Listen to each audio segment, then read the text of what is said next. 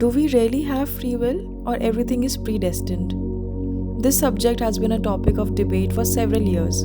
Astrologers and philosophers are often debating the relative importance of fate and destiny in our lives versus the concept of free will or determinism. It can be challenging to discuss this subject since various individuals will understand it in different ways. Therefore, in this video, I will use the concept of karma to show how free will and destiny are correlated. Now, as everything that exists, both visible and invisible, is a creation of whatever you want to call the superconscious, the source, God, universe, or spirit. And for the sake of experiencing duality and limits as well as finiteness, this boundless or infinite energy has created finite creatures which have limited consciousness but are still part of this infinite consciousness. Now, since we are conscious beings, our souls, which is the infinite consciousness experiencing finite consciousness, has been evolving for millions of billions of years, from taking on many forms with varying degrees of consciousness to finally be one with this infinite source or the infinite consciousness. From being just gas or stardust to rocks to microorganisms to reptiles, mammals, and then finally humans. And within the human consciousness, we have several densities of consciousness as well, ranging from 3D to 12D. This is another topic of discussion on the various levels of consciousness of the human experience that we will discuss in some other video. Now let's understand the term karma. We often mistake it for a derogatory term, thinking that karma is out to get you and ruin your life. Karma does not understand good or bad. It is just action and reaction, cause and effect. It does not perceive duality in and of itself. Therefore, all of our actions, whether our soul did in the form of a microorganism or reptile or as a human, are recorded in an account specific to an individual soul. It doesn't matter if these deeds or karma that the soul did were good or evil. What counts is that they were actions, and all acts have reactions or consequences.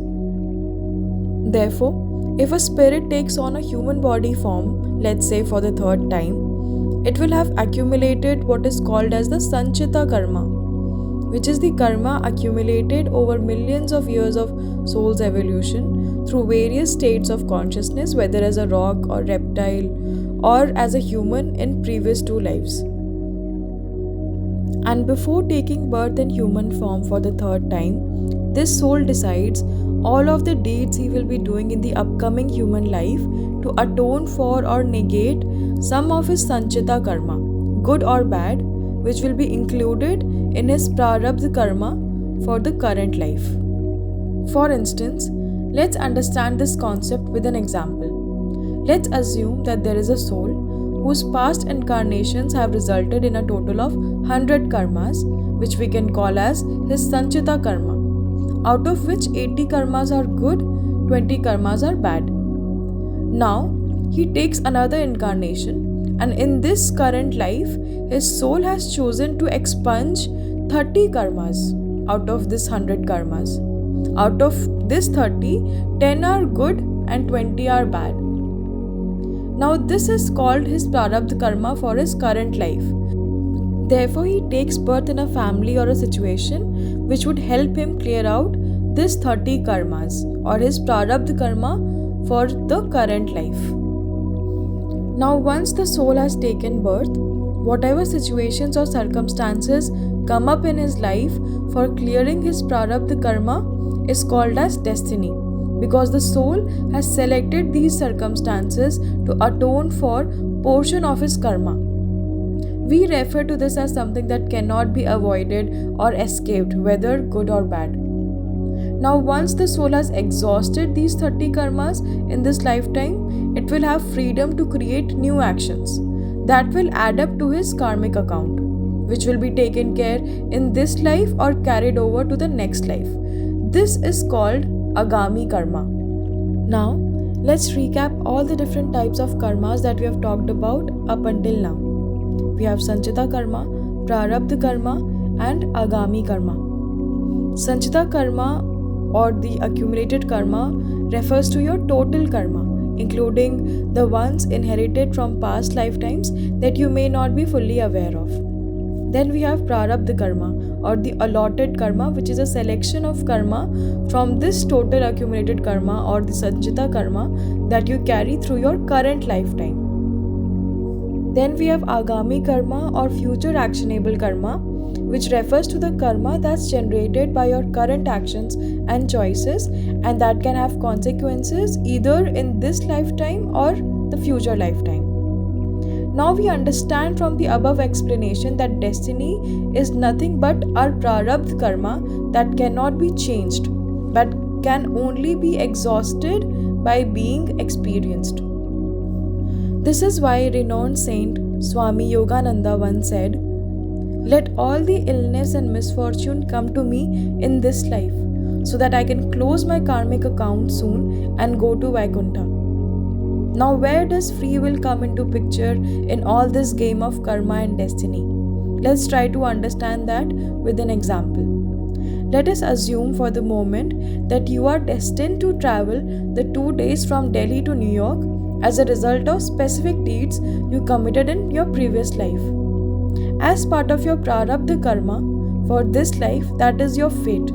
This journey is unavoidable for you, and your prarabdha karma will also determine to some extent, not completely, whether you go in first class, business class, or economy on this flight.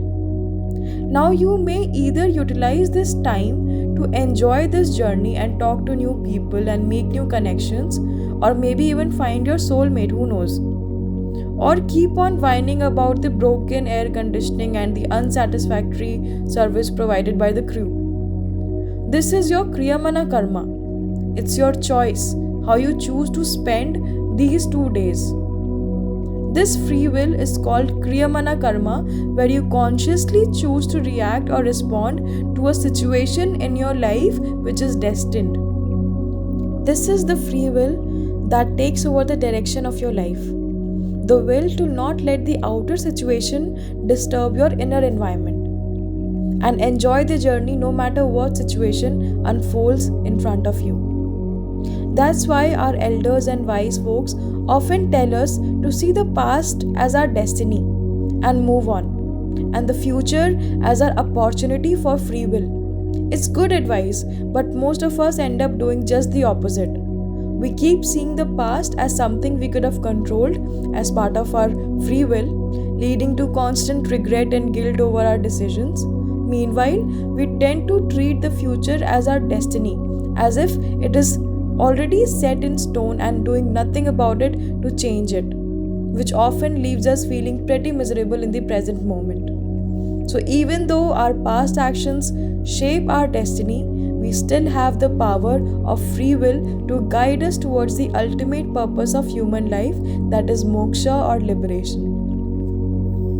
I hope you like the insights that I shared in this video on how karma, destiny and free will all play out in different ways throughout our lives.